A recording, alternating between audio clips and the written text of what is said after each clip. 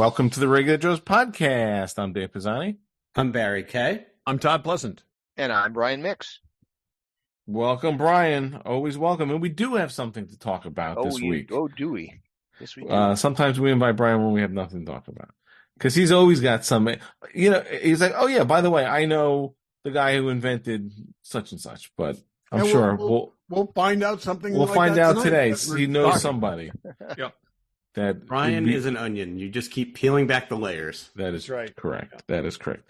But today we're going to talk about, amongst a couple of things, we're going to talk about Star Trek uniforms through all of Star Trek. In the sense of, if it was, we know it's a real thing. Practicality sense. Like, which would make the most sense to actually have, and other comments on it. So we'll get into that. We got random, and we got what's in the box, and we got all that good stuff. You know what I did? We texted about this. Have you guys watched any of that show Up for Auction?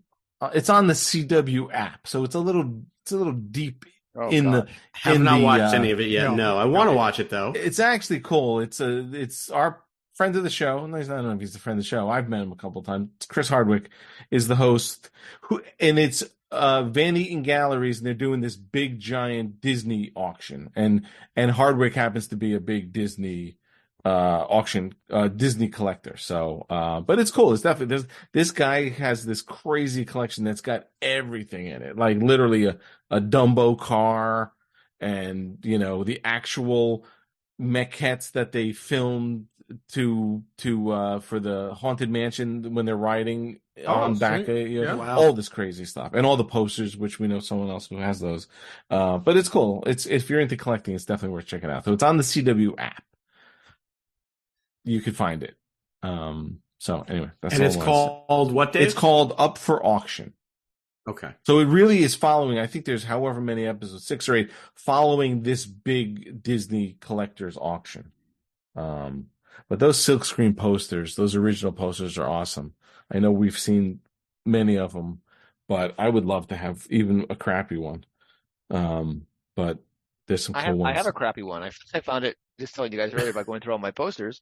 I've got a 20,000 Leagues Under the Sea. That's not a crappy poster. one. That's not a crappy. Is it in bad shape? Oh, yeah, it's got a tear in it. So yeah, but that's still, the best. I think that's my favorite one. That's I've got to awesome. get a hold of Daryl and find out who's best to have that repaired and get it. That's one of the best ones. Yeah, you can get it linen backed and repaired. It's just gonna. So you have the original silkscreen one. Yeah. Because that is one of the ones in the auction. I think it went for like $9,000 or something. Yikes. Yeah, those things are worth a lot of money. Yikes. Yeah, I bought it years ago and it was cheap because it was damaged. So but you can have that. That's worth getting backed and fixed for sure. Yeah. That's the colors on that one is awesome. But anyway, check it out. Anyway, random Barry, what do you got? Fantastic Four. They have finally announced the cast. I don't think we got a chance to talk about this. So I think we talked offline. We had heard rumors of Pedro Pascal as Reed Richards, but now we know it's official. Vanessa Kirby has been cast as Sue Storm. She's in The Crown, and she's been in the last 2 Mission Impossible movies. Yep. The white queen, white something. Yep. Joseph Quinn, Eddie from Stranger Things, is going to be Johnny Storm and the Human Torch. Without that hair, I'm guessing. Without the hair. And this one I thought was interesting.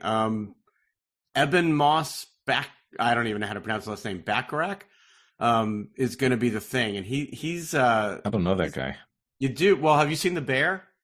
No. He was also in The Punisher.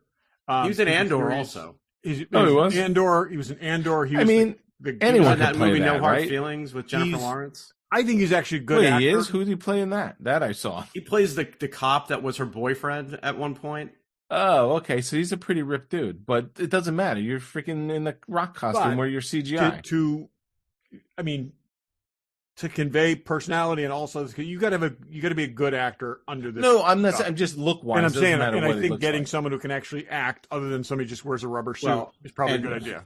He's a supporting actor in The Bear, but he's the lead actor in the greatest episode of The Bear, which is one of the greatest episodes of television ever. So he's definitely got acting chops. Oh yeah, there's no question. It'll be interesting to see if they put him in a rubber mask or if they do the dots and facial recognition.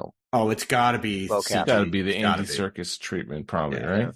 Yeah. So that's coming out July 2025. That's not Interesting. that far away. I read an article about it today, and nothing's been confirmed, but there's talk Technically, of it there's two taking place scripts. in this talk of it taking place in the 60s. Oh, cool. My They son listened to Josh our show because I mentioned said that like 5 years ago. I said that's what they need to do to make this work. Josh Kevin mentioned that to me Feige, I too. know, listened to that episode, so Yeah. we'll have our lawyers talk to him. Because there's artwork that they put out, and people are speculating that artwork is got definitely things that lead it to. It was a weird Marvel 60s. Studios logo for sure. It was kind of like it looked like something out of the 60s. Now that's the thing. So if it takes place, let's say it does take place in the 60s, then basically in modern continuity, these people aren't even around anymore, or 90, or You Or they do time the travel. Captain America thing where you have the first episode being in the 1960s. They go into the negative zone and then they come out in the present day. So it can be that's- done. solves the idea of him aging out. Exactly. So the other thing is whatever Marvel, not MCU thing that they ever set in the 1960s. And it was awesome. Well, X-Men First Part Class. of Ant-Man. Exactly. First class. Same thing. Clean Oh, sheet yeah. of paper. Go back, do it in a time when nothing else is there. And I love First Class. I've rewatched that probably more, Yeah, no, more than that's any a- other X-Men film. And I'd be thrilled if they did that. It'd be interesting if they did Yeah. that. Like you said, it could for the first movie get it out of the muck of everything that's going on. There's no baggage. But like you said, then it could always bring him to the Yeah. They present. could And I come would out. go. I in- wouldn't go 1960 a la when they first debuted. I would go like mid 60s because that's when things started to get cool. Well, that's the thing. I mean, And- Pedro Pascal is late 40s. I mean, maybe he could play early 40s, but it's not like young, well, Reed Richards was not young in 1960 anyway, was he? I think he was meant to be older than everybody else was, but he and Ben Grimm were supposedly in college together. So along with Dr. Doom, so he wasn't, yeah. I mean, and that was supposed to be. I I guess just it's wait a looked minute. her up. No. Vanessa Kirby's Richards. 35, so she's not like it's not like she's 21 or 22. Okay. Reed Richards in 1960, the original incarnation, was also a World War II veteran. So Okay, he was in the older. 40s. He was definitely Yeah. older. So let's say he was born in 1920-ish, Yeah. 2020. He knew Nick Fury He's from in the his- war. Okay, when Nick, when they were. Well, all that's out the window. 'cause- Now, I know that, but I'm saying, but this is so he was 45-ish at that point. Mm. So So it could be, hey, if they do the 60s, it'd be nice to kind of keep it away from all the baggage. You Yeah, know? and then to Todd's point, they could literally disappear at the end of the movie and come back in another movie to help Doctor fight. Doom has got this cool ass time machine thing that just like lowers over the top of you, and then it's like you shimmer, and then you appear in this other time. That's totally what could You happen. think they're going to put Doctor Doom in this? I mean, he's been in every incarnation. Like, do we need this again? Well, he's a good bad guy, and that's the most He important is thing. a good bad guy that they need to get into the Marvel universe because they need some actual menace. Maybe he follows them into the future. Yeah, or banishes them to the future, and Or they follow him into the future. And, And then then they it's find the that, Avengers. but- It's the Doom Dynasty, and then because they just scratch out Kang. one of the first Doctor Doom stories, he basically banishes them into the past. And so if he just like pushed them like 50 years into the future, thinking that, yeah. Anyways, we can Cool. start writing a script now. I'm psyched for this. I hope they do well with it. I wish they didn't cast another 45-year-old guy because it's going to be tricky, but we'll see. We'll see. Yeah. I still think John Krasinski would have been great. So, Yeah, I'm with you. and everybody else works though, but they're just looking for They want that name to get people in the They want butts in the coattails. seats. Yep, butts in the seats. they want Yeah. coattails. Yep. So Brian, what do you got? I am happy to announce that April 4th is the premiere of the final season of Star Trek Discovery. Yeah, we talked about that I'm already. happy to announce it because it's going to be the final freaking season. Yeah, that's what we said.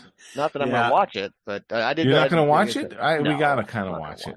Really? I feel like I have Why? to. I need to see it through to the end. Yeah, I'll complete we've it watched all the it. way I'll through. watch it. It's weird saying before the show. Barry and I have seen every episode of every I series. gave up. Where did I give up?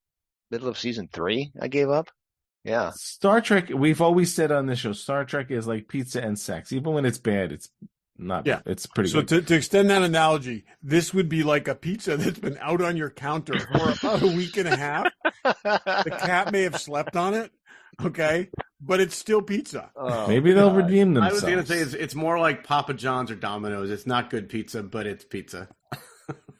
On day 4. I don't mind the Domino's once in a while, to be honest. No, with actually, you. I will say Domino's under the right circumstances is good. Yeah, Well, but okay. Well, Circumstances Todd being- lives in Massachusetts. It's no, not I'm like saying he's under from the New right York. We know real circumstances, people. meaning it's There's an open, it's late, and you need pizza. There's an episode for you guys. Let's equate kind of pizza to seasons of Star Trek. Oh, jeez.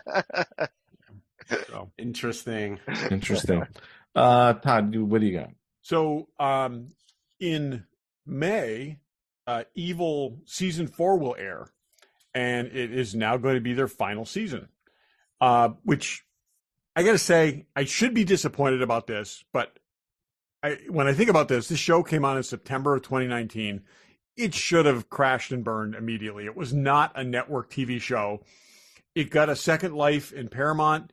They did what will be 3 more seasons totally. We're gonna and I love this show. I have absolutely loved this show.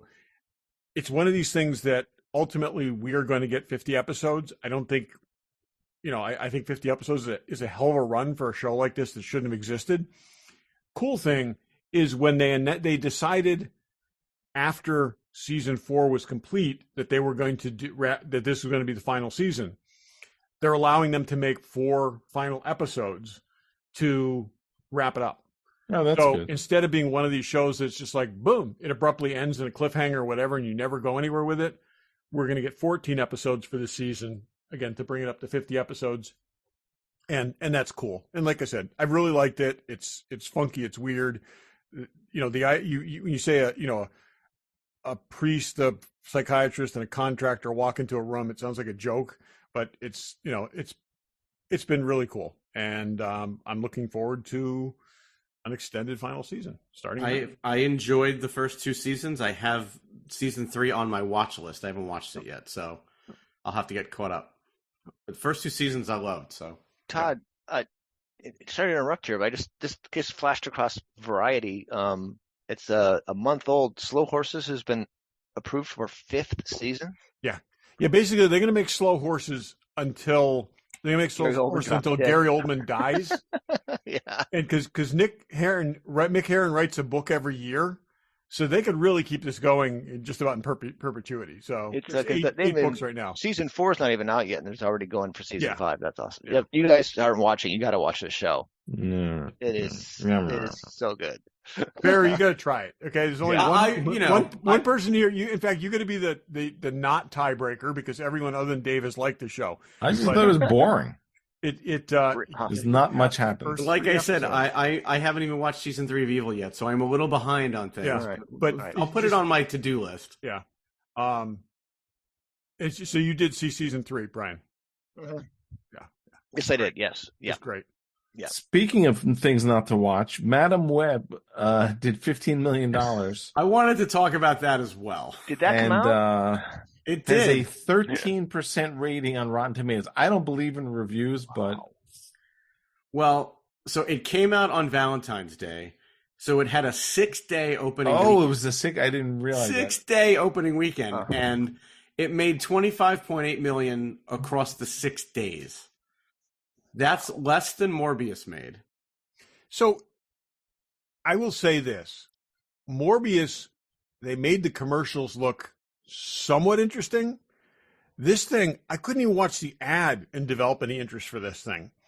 And Well, neither could Dakota Johnson, and she stars in it. yeah. Have you I'm seen telling her you, interviewed? It looked like, seriously, it looked like a, oh God, I don't know. I don't Why are even they know. wasting money on this stuff? Well, Sony owns all these characters. And so I don't know whether they've got to use them at some point to maintain the licensing. I think they've got a better deal than that. But these Spider-Man adjacent films, the only thing that's really done well is Venom. And they've proposed like 5 others. So wait, they're making it. Don't they have Craven coming out too? Did that come out? No, I know that. Or it's coming out. So if you're going to make a film about peripheral characters from Spider-Man, maybe just slip a little Spider-Man in there. Yeah, really. Well, so I've mentioned this before. Swing by just for a second. I listen to a podcast called the Real Blend Podcast, and it's 3 professional movie reviewers that also do a podcast together. And they interviewed the director, and then they reviewed the movie. And I listened to this today. They're all saying it's definitely the worst movie that will come out this year.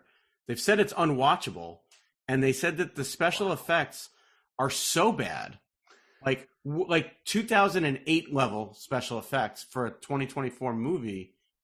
Like, I don't understand. They spent 2.5 years making this thing. I don't get, and they're kind of. I mean, I don't know what movies that Sydney Sweeney is kind of hot right now. I mean, she's like, one of those younger actresses. They said that they actresses. didn't give her enough to do, and she wasn't Dakota bad. Johnson is also like, you're wasting these 2 people in a crappy movie. I don't they said get that there is no story at all, and we got to see it. Yeah, well, but that was what they were kind of saying, was it's ironically bad to the point of, like, people are laughing ironically at it, so it might be worth watching. We should live stream it with no one. We should live with never having seen it. Never having seen it. Because have we ever live streamed? Is that the right live? No, whatever we do a commentary track here. Live commentary is what I meant. Something that we hadn't seen before? No, not that all of you haven't seen. That'd this be would great. be the first one. I think we should do it once it's available. It's available tomorrow. That's how well it's doing. It probably will be. Yeah, that would be fun. But yeah, I looked this morning. It was 14% on Tomato Meter, and Morbius was at 15%. So it's worse. It's even lower than Morbius. Jeez. So cool. It's amazing that in this day and age that they would put this much money into a movie that is so bad. Okay, so this is the thing. It's like, at some point, wasn't there a financial advantage to just kill this thing in his crib? I mean, yeah, really. Like they did it on Batgirl. Like they did with the Batgirl movie? My guess is, and again, no offense to the people who were in Batgirl, a couple of these people have pretty good name recognition, so you don't want, maybe that made them put it out. But I've watched Dakota Johnson interviewed a bunch over the last couple of weeks. She's even she was on Jimmy Fallon saying, and by the way, you should watch the Jimmy Fallon interview just because of what she's wearing. I heard, yeah. But she's like, oh, you don't need to know anything to see this movie. There's no, the actors that are in it are claiming that there's no backstory to these characters, which isn't true. There isn't. And here's the thing too: there's no resolution and there's no forward movement. So really, but they're saying that there is no pre-existing story. No, but there is, because all these characters are actually not who they're going to become yet. So this is like a prequel to characters you've never heard of. But Madam Web as a character is an old woman who's blind and has psychic abilities. Like I said, and who's stuck in some kind of contraption that her husband made her. So they threw all of that away. So it's not that there isn't pre-existing story. They just chose to ignore it. No, but what I'm saying, some of the other characters are also other characters. And I'm saying, but you never get to see them become those characters. There's like little glimpses of them in their costume. Right. The other 3 actresses in the trailer, they make it seem like they're somehow involved in being superheroes. And from what I've heard, they don't show that in this movie. Yeah. Essentially, spoilers but this is in every review, they're basically the person who's going to prevent them from being like superheroes someday, because that leads to his own tragedy, it's just, oh God, it doesn't make sense. And again, it's like an origin story without an origin. It basically said it's a remake of Final Destination, but not good. A Final Destination is the movie where people. I can see that. It's basically they're basically trying to prevent a destined thing from happening, and when the thing that they're trying to prevent from happening would be only thing vaguely interesting. It's like, amazing when we're only you're going to make an entire movie about trying to keep Peter Parker from getting bit by a spider. That's the entire movie. But we're only in February, and they're already saying this is the worst movie. Worst movie of the year. And they're not saying it's the worst one so far. They're saying this will end up being the worst movie of the year. That's awesome. Well, we'll check it out. Yeah. Anything else? I just had one quick thing that I saw this headline today, but covered by something called Covered Geekly. So take it for what it's worth. Geez. They said Anya Taylor-Joy has been cast in Dune 2. And I'm like, doesn't Dune 2 come out in a week and a half? Comes out in a week and a half. So I thought she was in it. Either she was cast a long time ago, or maybe we just have. I mean, like, it's just a dumb headline. I'm like, to announce a week and a half that somebody was cast in a movie. Like, so have you guys seen the most recent? This looks good. This really, and it's if you've read this book, and Barry, I know you have, and I know Brian, you have. If you read the book, it is slow getting going. It really is. And it's unfortunate that the entire first, the slow getting going part was the first book, was the first movie. But I really think this movie is the good stuff. This is the part that you look forward to, that they did a lot of montage getting to in the David Lynch version. Okay. But I think this is going to dive into the part that's really cool. This could be terrific. So I'm psyched. I hope so. I'm excited for it. It's who's terrific? Fanboy Collectibles. Okay. Got to keep moving. Okay, it's a very cool Gentle Giant damaged Vader bust with a damaged helmet where you see into it. That's awesome. This I thought was really cool. There's this company called Nemesis Now. There's a bunch of skull type things on the website, but they have a T2 head that's about 8 inches tall, and it's also a box. Like it's you take the head off, a little storage box. It actually and it's we don't mention price. It's $40 to get an 8-inch bust of the T2 head for $40. Sounds awesome. Yeah, it's pretty cool. I may actually get that, but I want to meet the person who buys that to put an engagement ring in to give to their significant other. And I do like how it's displayed with skulls in the background, like that's awesome. But I may get that. That's actually pretty cool. So, there's also a Sideshow Pulp Vixens, this diving sort of thing. That thing is really cool. It's the sculpt is amazing. It's very reminiscent of Thunderball. This very James Bondish, but it's super this cool. attractive woman getting attacked by a squid or octopus, but octopus underwater. Yeah, that's really cool. So the hot toy Sideshow, Pops, Kotobukias, Nemesis Now skull type things. Check it all out. They got everything you need. Check them out at fanboycollectibles.com. Check them out at their store in Newtown, Connecticut, and tell them the Regular Joe sent you. Okay. So, Star Trek uniforms. I came up with this. It's not like it's some big revelation, but I was watching something, and I was watching some Star Trek, and I'm like, those uniforms make no sense. And then I'm like, which of the uniforms make the most sense? Like, if it was real deal, what would they wear? I don't think it would be pants and a velour shirt. No offense to the Next Generation. I mean, the original series, or spandex tights Next Generation. But it kind of depends. I mean, it's like you think about it. Like, what are they? Are they? It's never made sense to wear the same thing on the ship as when you go down to a planet. Okay. But the thing that always made sense to me with the TOS uniforms is if they've got a black T-shirt underneath and they take their jersey off, they can fit they can blend in pretty much anywhere. Okay. So it's really easy that, like I said, all the insignia, everything's it's like that's gone, and then you can try to blend into the population if you needed to in a hurry.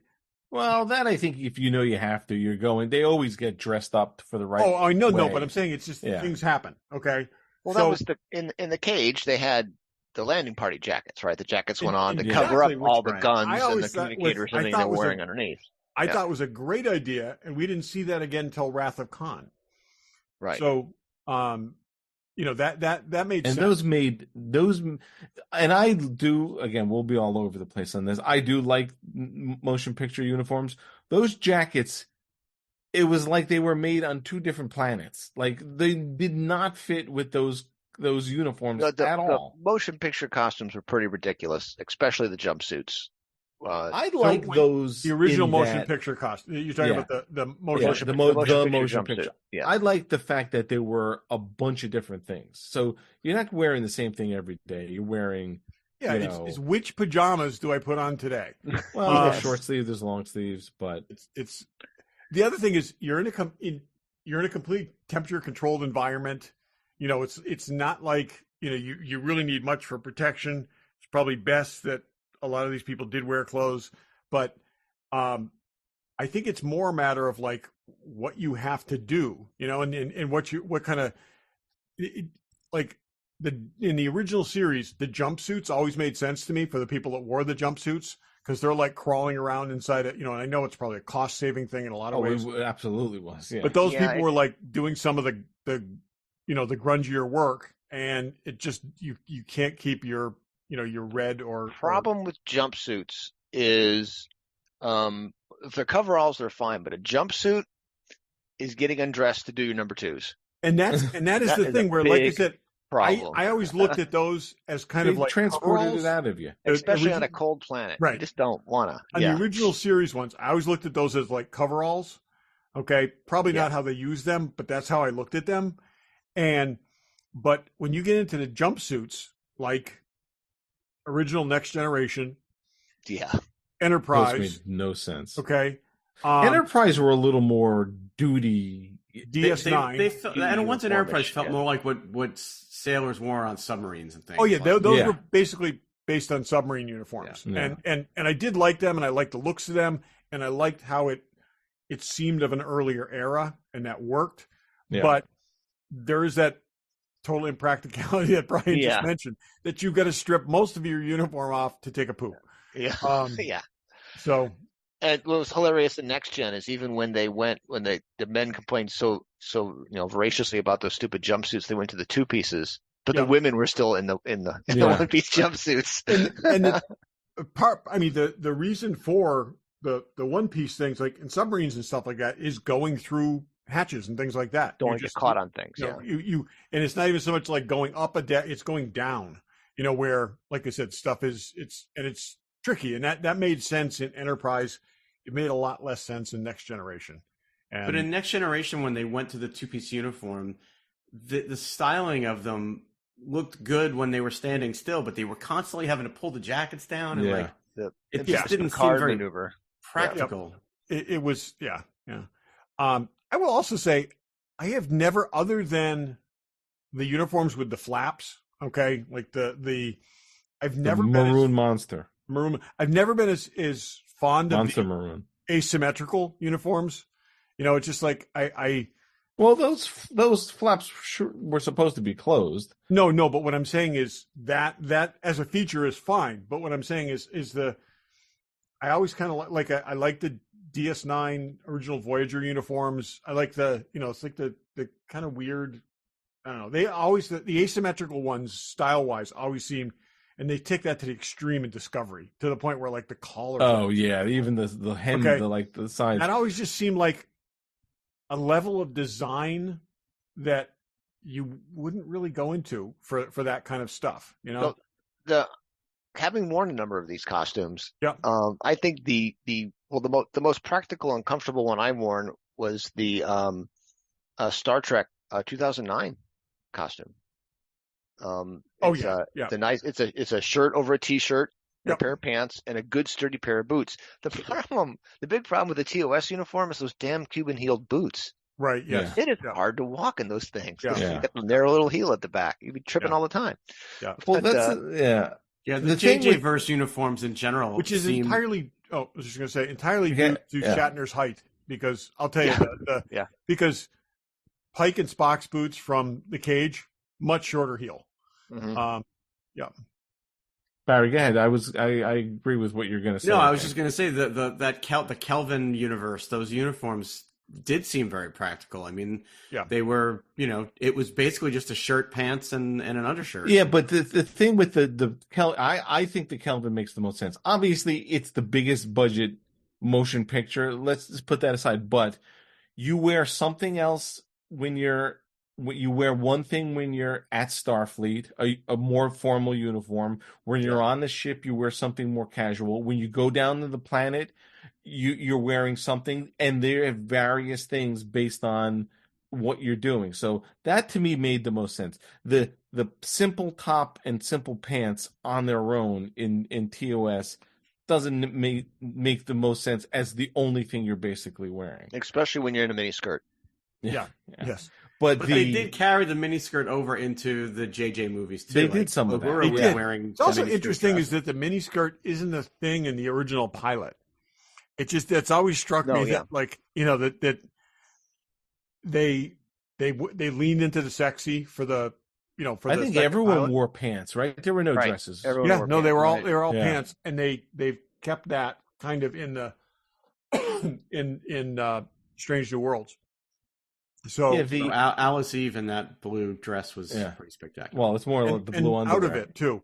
And out of it. But that makes sense. It's having the options, because even at Starfleet, cadets wore one thing, the Admiralty wore another thing, the instructors. So you had, there were definitely like even in the Army, you've got your utilities that would be the equivalent of the shirt and pants. You've got your Class A uniform. You've got you got your tan uniform. You got there's probably 4+ even in the Army different uniforms, and that made the most sense. And I think the JJ universe definitely leaned into that the most. I'm predisposed because I literally have one standing right next to me, Yeah, full uniform on a mannequin. But I do love this costume because it also took sort of the best elements from the TOS, like the styling of it, but updated it.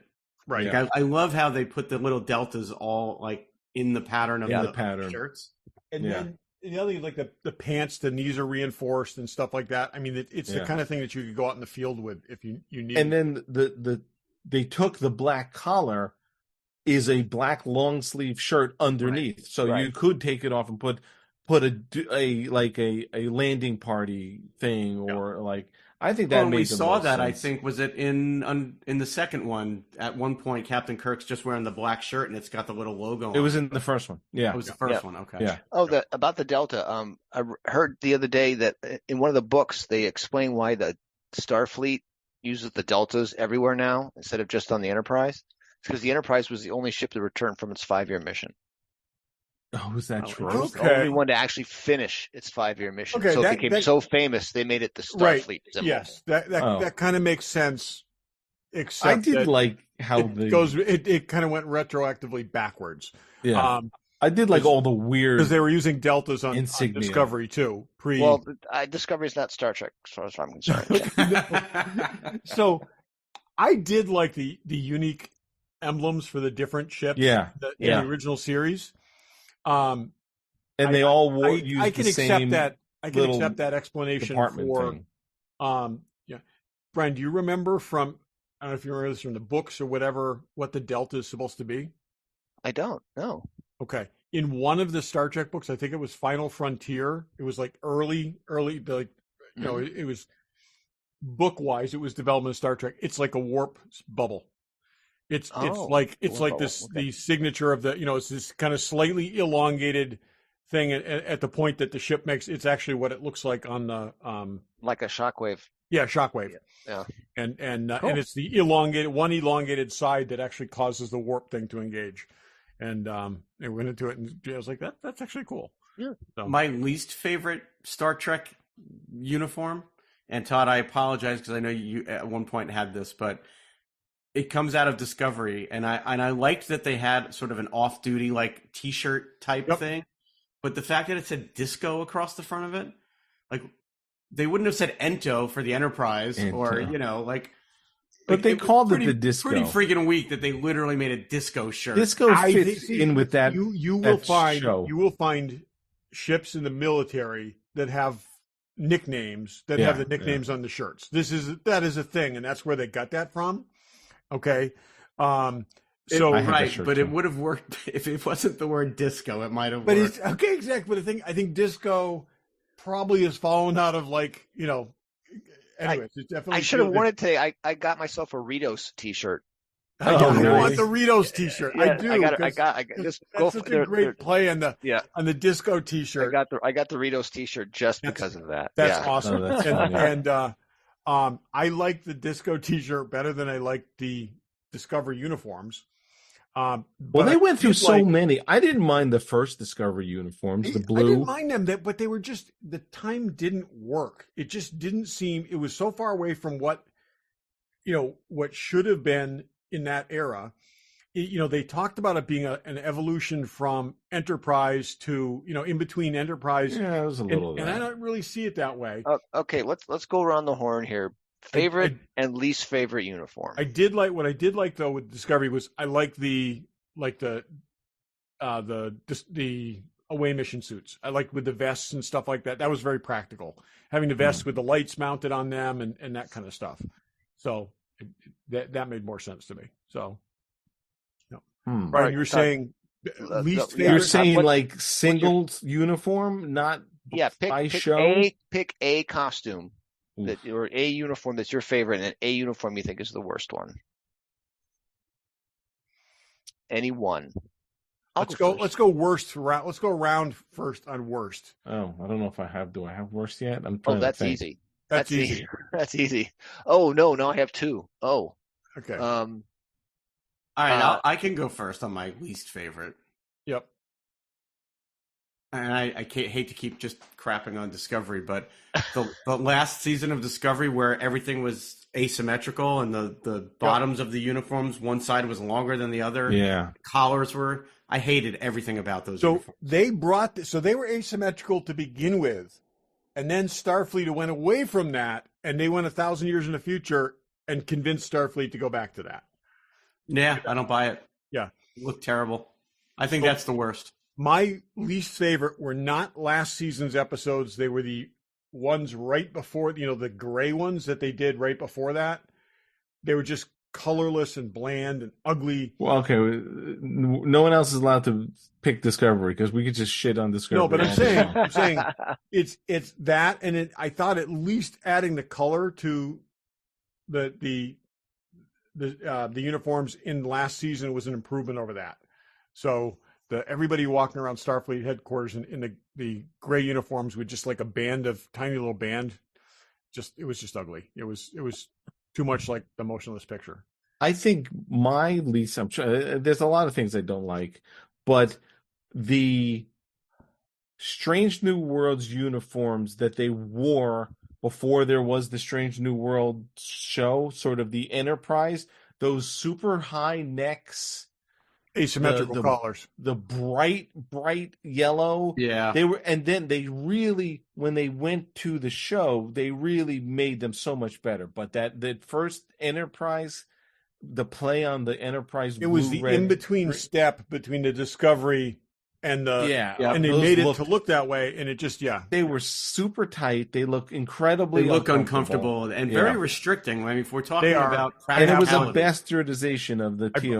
I bought the Pike jacket, and it is very uncomfortable, and the collar never feels right, no matter. I'm glad they switched it up for the actual show. Yep. So, Brian, what's yours? I am going to go with Star Trek: The Motion Picture Security Guard. With the helmet, Goofy brown- helmet, the- and that the ones with brown with that chest catcher's thing. vest on. Oh God, yeah, that was just ridiculous. That was ridiculous. I wanted like that the helmet next though gen in the co- Greg I mean, Jean next auction. gen. I wanted that helmet. The motion picture costumes. I like the gray. I think it made sense for 1979. They made sense. Oh, and for that William thing. Decker in that blue jumpsuit that you could tell what religion he is. It's just I think awfully that embarrassing. the Kirk version where it's a jacket that I know it comes really in the waist and then flares out, but it's not a jump. Yeah, I'm looking at the picture right now of Decker, and you can tell whether he's circumcised or not. That's kind of ridiculous. But Dave and I both have a soft spot for the motion picture costumes. I like the gray ones, and I like the Admiral one. Okay, and I the do Admiral uniform in Kirk's short sleeve thing. Yes. work. Outstanding, gorgeous. Yeah. Okay, both of those work. The full pajama look just has never done it. But I also like how JJ took the green Admiral ones and did his own version of those, which were cool. Yeah. And that Admiral design is one of the best. I would say, despite coming out of that, is one of the best designs they had. It just it's great. Are we going to go around with our favorite? I don't even know what my favorite is. I'll go first on favorite because it's one you guys won't pick. Is the away jacket from the JJ third movie. That is cool. Oh, that is a cool jacket. Super cool jacket with the things up here, like the colors, see the plastic. It's the blue and white long sleeve jacket. Novo sold those actually. No, they didn't. I'm so pissed they went out of business before they finished. I wanted one of those so badly. Those, but they did not sell. We saw that at Mission Star Trek. I think we saw one. They saw the prototype. They had a prototype there, and they wanted like a $300 pre-order or something like that for a $600 jacket. It's like, I've been waiting for your Galactica jacket for 3 years. I'm not going to give you $300 for this jacket. And proof they went out of business the next year. It was a good thing you didn't. But I may have to go make one of those because I think that's just the coolest jacket ever. Mine would be the First Contact uniforms. I like those. I like the look of the gray. Really? With the vest? With the gray. Feels like the perfect evolution of that era. Okay. Where you end up with the vest underneath, you end up with the tunic becomes a jacket, and then underneath you've got a, kind of practical undershirt, and then like I said, the vest, and it just seems like a military uniform without being overly military. And I like that when we were seeing years and years of next gen, and then all of a sudden they came out with that it was a completely different look. And it was completely different, but it's also an evolution of those other looks.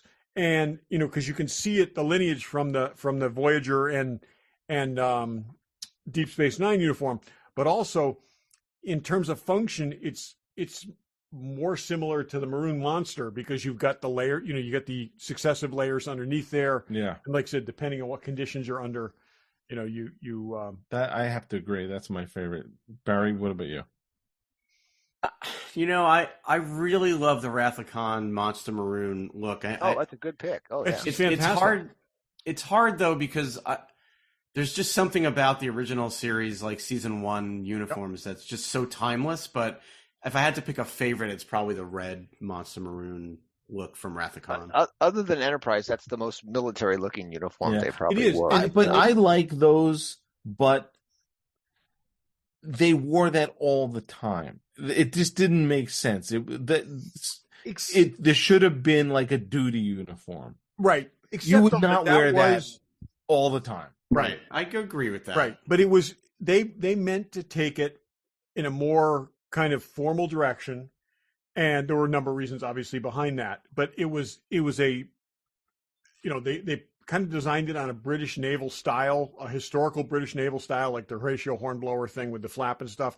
It gave them a lot of versatility because you could open it, you could look more casual with it, you could look formal, you could strip down to just the turtleneck with the funny ridges, bumpy things around it, and it was a lot of versatility to that. That would have been cool if they actually did, like, you didn't wear that all the time, but maybe there was a different jacket or a vest that you wore, like, as your...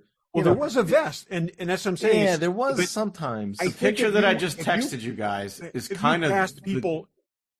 If you pass people in the hallways wearing the vest or the turtlenecks, that would have made a lot more sense. But when you're on duty on the bridge, you wear the jacket because that's the... whatever. Yeah, I get, but there are people who are like doing engineering work and they're wearing. I agree. I agree. Sometimes. It was the picture I just texted you from that era is kind of the duty uniform versus the. But the main cast didn't really wear that stuff. Right. That's like almost your. That's what Max was wearing. So yeah. That's exactly. Almost your one notch below your that's got Class A dress uniform. Kind of a cadet look to it. I was going to say that's not a cadet uniform. I think it is. I think that was. Yeah. I think the orange. I didn't love the pants and the boots with the blouse No, I didn't either, and thing. I wonder whether, that's got to have been designed. It does look awkward. It's got to have been designed because I know they, originally we'd read that they repurposed the old costumes, but that was the extras. That was for all the extras. They dyed those maroon or brown or so something. these maroon or black, and so these were purpose made, and that was somebody's design idea. That I would have liked to seen a sleeker, like if you had the sleeker boot look, it would be cool. I agree. Almost like the Star Trek, almost like the motion picture sort of pants boot modern-y looking thing, right? Because the blousey thing, and they wore those things for a lot of movies. They wore those all the way through Undiscovered Country, and then in the Next Generation, that was basically Enterprise C, right? That was designed. That was what they wore, without the T-shirt or without the turtleneck, right? Almost straight up through the current uniforms, which is really interesting. So in continuity, it's the longest lived uniform. Oh, for sure. Yeah. Well, the interesting thing, the worst movie, Star Trek V, they had those sort of combat sweatery things. That would have been an interesting, not that exactly, but an interesting, that's what your duty uniform of the Maroon Monster could have been, something like that. Even that could go over the turtleneck or something. That's if they worked on that would have been cool. Well, and I know you guys don't like Generations, but the vest that Kirk wears in Generations is kind of like a variant of that. It totally is. They only made that because he couldn't fit into his jacket anymore. But also, if you look at the uniforms, the Monster Maroons, those were because of the age of the cast. Okay. Oh yeah. They couldn't be in the spandex. They could not. So you had to do something that was a little, you definitely could not cram them into the motion picture uniforms. Okay. It was just, even for the difference in the years, it was, they were also supposed to be older. They were supposed to be, there was a longer time gap between those two films. 15 years. So, but the away mission jacket is awesome. Although cool. Not super practical because it's like really big with these big bulky pockets. But it does look awesome. But you can survive for like 2 months with what's in those pockets. Yeah. Okay. Right. I think there's a guy who makes those. I don't know what he charges. A Coleman stove. Yeah. Tons of rations. You could survive in that Genesis cave forever with that jacket. So.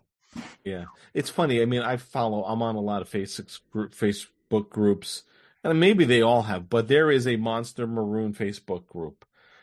These guys love that costume. They all make it, or they have it made, or whatever. So I think I feel like that has the most love. I don't know. There isn't a TOS velour shirt Facebook page, as far as I know. Maybe there is. But it's also a very complicated thing, and you know what? It fits with the age of the people that are into it. Best dress uniform. Oh. Ooh. I'm trying to think. That's a tough one. Not the like insurrection white next gen ones. The waiter uniforms, not the waiter uniforms. Oh, the ones that when they were on the pirate ship in Generations. Not those. Oh my god, they were horrible. Best dress. Well, to me, I can tell you the worst dress uniform. Okay, is the waiters. No, it's worse. There's one worse than that. But to me, the Admiral Kirk green and white one is a dress uniform. It works. It does work. That's good. Remember the first season dress uniforms? Yeah. Of Next Generation. Next Generation. Oh, Next Generation. Think about Wasn't it just a long jacket? You tried to get this out of your head. I guarantee you. They were like really long jackets. They were like knee length jackets. It was like it looked like President Lincoln. Yep. Really bad. Really Those were bad. No. What's your favorite then? I actually think like the TOS, like ones like for court martial and stuff like that, with all the awards. I thought that. Yeah. I feel like it was the velour turned inside out. That's what it was a perfect. No, but I'm saying it fit perfectly for what they were doing. It was still, but it was like there was no question when you saw those that was what it was. I thought it was a really good design. when those uniforms are very minimalist to begin with, it took it up a notch. The fabric and the decorations and all that. And Scotty was able to wear his kilt with it. That's absolutely right. It works with a kilt. Trying to think who else. Well, I'm trying to think of what the other dress uniforms were. Voyager didn't have one. I mean, that's like Kelvin Universe. They had a ton of different dress uniforms. Yep. Those great. I will say, Dave, I had forgotten that Admiral Pike in the Kelvin Universe wore a version of the Pike. Kirk uniform. That was cool. Yeah. And Brian, I like the gray ones. I have the gray ones with the hat. The hat really pins cool. I bought in an auction from those gray uniforms. I go back and watch the JJ movies again. I haven't watched them in a long time. I like them. I do too. Certainly the first one. Second one's pretty good. Third one, they're definitely in order. Yeah, it's like watching the first three Planet of the Apes. The second one is better than it was given credit for. You got to really be on board to make it through the third one. The second one, everybody felt so burned by the whole "is it con, is it not con" thing. But it was step back from that. It's far enough in the rearview mirror now. Yeah. I think the Planet of the Apes, the third one, is better than the second one. Escape from the Planet of the Apes is better than Beneath the Planet of the Apes, in my opinion. Oh. But it happens present day. It doesn't happen. No, it's not like, but the story is actually pretty solid, and it's a lot of social commentary, and it's interesting. It's a good movie, but I like being on the Planet of the Apes in my Planet of the Apes movie. movies. The mutants and the bomb. I've always dug all that stuff. The people who take their masks off creep me out. Okay, there's that. I still have a hard time watching that. Oh yeah. I did like, but though I'll tell you something. I rewatched that like 5 years ago. I'd never seen that whole movie because Beneath or Escape? Beneath, because I'd only seen it on TV. I saw Escape in the theater, but I only saw Beneath on TV, and they cut a lot out of that on TV. TV. I mean, you haven't watched the DVDs though, or anything? No, I'm saying I just finally did, but it was like because it was very in my head, and I watched Escape. That was the one that I'd never seen. I did watch in college. I watched Planet of the Apes on a big screen. And Beneath was, like I said, the only one I'd never really sat down and watched by itself. It wasn't until the Laserdisc came out that I saw any of those movies uncut. Oh, yeah, and that's Beneath? The thing. That was just the hole in my, and I actually think it's a better movie than I remembered it. So Beneath was actually the very first one of them I saw. Yeah, my aunt took me to it in the theater. First you had no context though. No, and it ends with the statue. It begins with the Statue of Liberty. Yeah, I was like, what the hell? Really does. It works in that you get Charlton Heston in that beginning scene, and then you get him there coming back in the end. Spoiler, people. But he was paid a lot of money to be in for 10 minutes. He really was. He did not want to be in that. But I've just watched some of Beneath. For whatever, there was a run for a month, like the month of January. They played them Sunday mornings on like Stars or something. And I watched all of Escape, and I think I watched the fourth one's actually Conquest is not hard. None of them are horrible. Maybe Battle is the worst, but Conquest is actually pretty good too. Yeah, Battle is the worst, but it is actually fun. Yeah, if you can't take it too seriously, but it's fun. I would say. In order of suspending disbelief, it's probably the one that you really gotta. Because it's Caesar, only one who talks, and thousands of years, thousands of years of evolution have happened in between those two movies. Yeah, okay? Exactly. It's just like, wait a minute, they've already got the costumes, they've already got that, and they're going to stay in these outfits for the next 2,000 years. I mean, what's the chimpanzee lifespan? Even if it was 40 years, they're not getting that much done. No, they're not getting that much done. Yeah, but it should have been his descendant. That would have been a little more believable. They should have time jumped like 1,000 years and had something like that.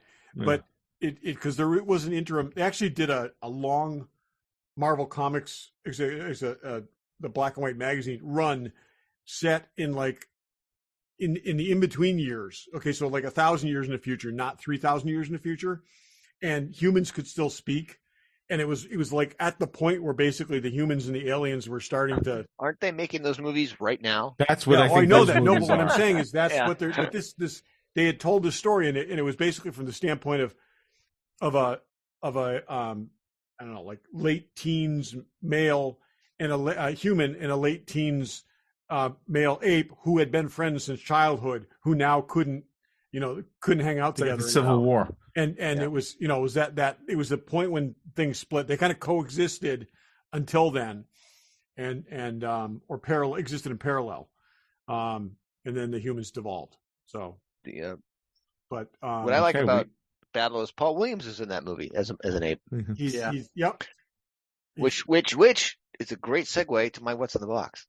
Well, let's go there. So let us know your favorite and least favorite Star Trek costumes. Let us know if you like those Planet of the Apes movies we just we got it. We should do this on a full show because you can go on and on about Planet of the Apes. Still awesome. Still hold up. Great. But let's go what's in the box. Show you in the box. Who's in the box? What's in the box? What's in the box? Regular Joe's What's in the Box. Brian, what's in the box? I pulled a Barry and bought a record album. An actual record album. Were you looking for this? Written by Paul Williams. Yes. I was because he was at Rhode Island. Yep.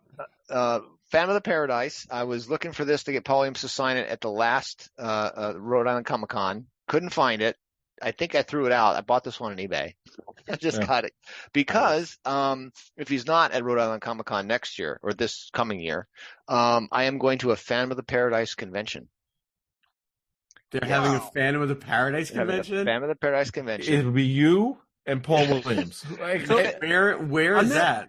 Brian, on that album cover, is Paul Williams a Pez dispenser? Up here, yeah. Yeah, I saw. I don't even know that movie, to be honest. Really? Got it. It's an awesome movie. Yeah, it's a classic in the way that Kiss meets the Phantom of the Park. That's what it feels like. What year was it from? 74. Yep. And who else is in it? It's a Brian De Palma movie. Yep. It is? Yeah. Brian De Palma. It's basically Phantom of the Opera, but with a rock theme to it. Brian De Palma was trying to make a anti-rock and roll establishment movie, and it made a cult classic accidentally. I haven't seen that one in years, but they used to show that one on HBO when I was young, and I used to watch that. Is where, boy, back when HBO was a box. Great movie. Yes, that is when I saw it. I'm not sure I've ever seen the whole thing.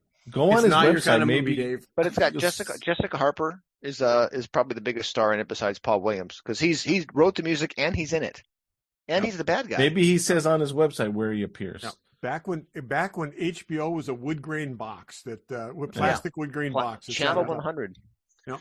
So they're having it in Winnipeg, Canada, I guess, because Phantom of Paradise is huge in Canada, giant in Canada. So they're showing at the theater there where it opened in 74. And Paul Williams is coming, and the Juicy Fruits are coming. The guys who played the band members, it goes through a number of band iterations from Beach Boys to rock and roll, and the band members are always the same three guys. They just change their costume. Spinal Tap. Yeah. You got to get everybody to sign that, then, Brian. Yeah, everyone who shows up who's saying I'm going to get to sign it. Yep, that's it's awesome.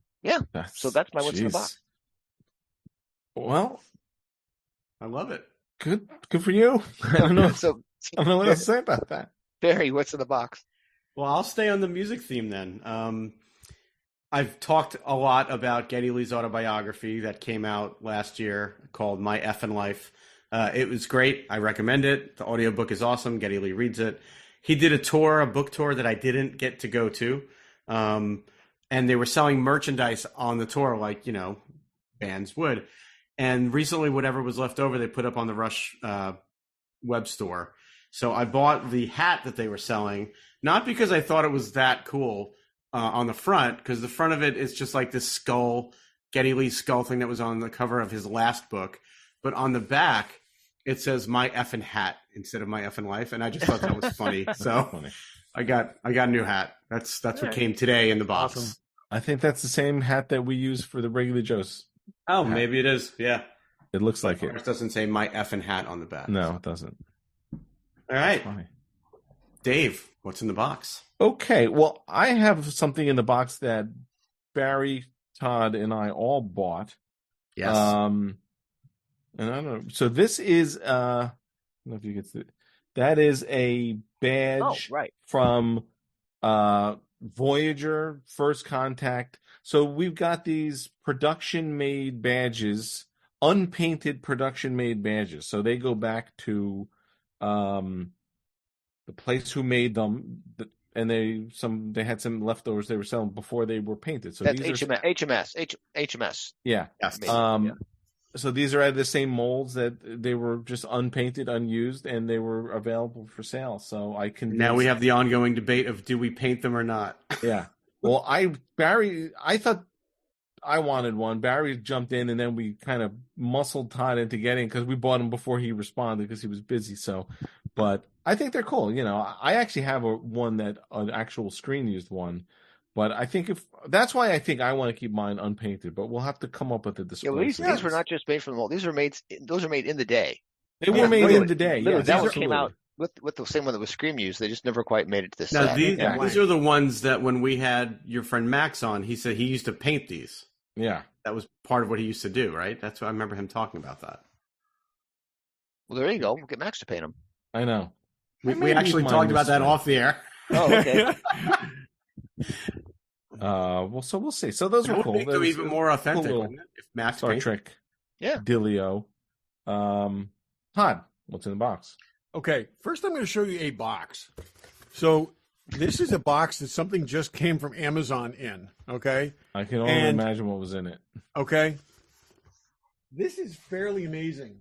It is exactly the size of this book. Wow. So. This is my fourth Moon Knight omnibus. This is the first of two of the Mark Spector Moon Knight series that basically would probably be the last of these. And it was a lot of money and it came down in price. And so I finally jumped on it. But it's the first one of these that has arrived with no damage whatsoever because there happened to be a box exactly the size of Was the it book. shrink wrapped too or no? It was shrink wrapped. Oh yeah, okay. no. So I basically took the shrink wrap off and that's it. But it's just amazing that, like I said, forever I've been getting these really big, expensive, heavy books that they then put in a box that's twice the size. And when you get it, every single corner is busted. And this thing's pristine. And I am just stunned by that. Absolutely stunned by that. So I've gotten stuff in that size box, and I got like one of those button batteries in a box that size. I just got 6 button batteries that they're sitting at a table downstairs in the same box. Yeah. Well, I got a book in the mail that I'm not showing tonight because I'm waiting for the replacement to come. But I got a book on Saturday. The box itself was in good shape, but the book had torn pages. Really? It looked like before they packed it, it was smashed and hit with something. Somebody was not signed their books. bathroom breaks. Yeah. For a company that's first business was books, okay? Mine came from Barnes and Noble. Oh, it did. Okay, well, that's even worse. And it was a signed book, and I was nervous that they wouldn't have additional signed copies to replace it with, but they said they did. So we'll see. The replacement should be here tomorrow. It'll be my next week's What's in the Box. Hopefully this one comes undamaged. So in of these, again, this is the fourth one of these, fourth different omnibus I bought, okay? The first one came with the corners all bashed, and I returned it. The second one came with a slice down the middle of it where they had used a case cutter, and it was the top. Okay, nice. It was sliced right through the paper cover, and so I returned two of the 4. And anyways, but like I said, this time they got it right. I like when sometimes that's a little thick, but when they put a box in like that cardboard that just sort of is super tight around it, and then it's much bigger. So I will say that's how Barnes and Noble ships books, except it's just the cardboard that's tight around it, and that's what they ship. They don't put that in a box. So most of my hardcover comics and that stuff I buy from a company called In Stock Trades, and what they do is they put a slightly bigger piece of cardboard and then shrink wrap it to that, and then it goes in the box, and that is how you ship books. Yeah, this is how Barnes and Noble shipped this book to me. Yeah, the outer box is fine, but the actual pages. No, that was something before it got put in. Yeah, exactly. But that's not a bad way to ship books either. But Yeah. No, it's Well, we'll see how- just I'm got to be hoping my it's got to be replacement- tight packed and a solid box. yeah. I'm hoping my replacement's in good shape. Well, that's the shipping box portion of the episode. Yes, this is. Hey, since we're talking books, and this price keeps jumping all over the place, but if anybody was thinking about getting that Phil Tippett coffee table book that was out last year, it's a $175 book. It was like $30 on Amazon this weekend. So, Oh, jeez. Anybody that's interested in that book, but it was out of your price range, just keep keep an checking eye on Amazon because the price is jumping up and down on it. Wow. Great book. There's a site called, if it's high now, there's a site called Camel. I still use that. That's You great. can put an alert in there, and it'll tell you when it's at a certain price.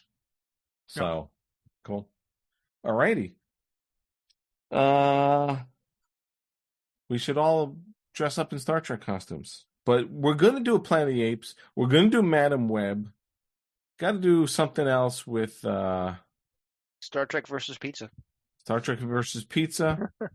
It's funny, Brian, because you've been commenting on Logan's Run stuff. I'm getting some Logan's Run fan page in my feed, and it's Me nice too. to see. Out of all of a sudden, I'm getting that now. It's nice to see Logan's Run stuff because you don't see it enough. Oh, there's a So, number of Logan's Run groups. They're not well populated, and not a lot of stuff comes out of it. But there's a couple of them. Yeah. It must be popping up because I know you commented on a couple things, Yeah. so that's good. But cool. Can I ask you, so when was the last time you watched Firefly? 2 years ago. Was it More 2 than years that. ago? Long time ago. Maybe 5 or 6 years ago. I bet I have not seen that now in 10 years. And I was talking to somebody about that today, and I'm almost afraid to watch it because I liked it so much. I'm worried it'll be Absolutely holds up. I bet it that's holds fantastic. It holds up. I up. bet it Good. holds up. Because it's now getting far enough that like we were talking about a specific thing, and I could only sort of remember that, and it's like maybe it's time to rewatch this, but like I said, it is perfectly in amber in my head, so I bet it part of me still wants is. to keep it that way. So that was Yeah. 20 years ago last year. Jeez. Oh, wow. Crazy. Yeah. We'll have to check that out. Next week, big stuff. And thanks for listening. Thanks for listening. Thanks for listening. Thanks for listening.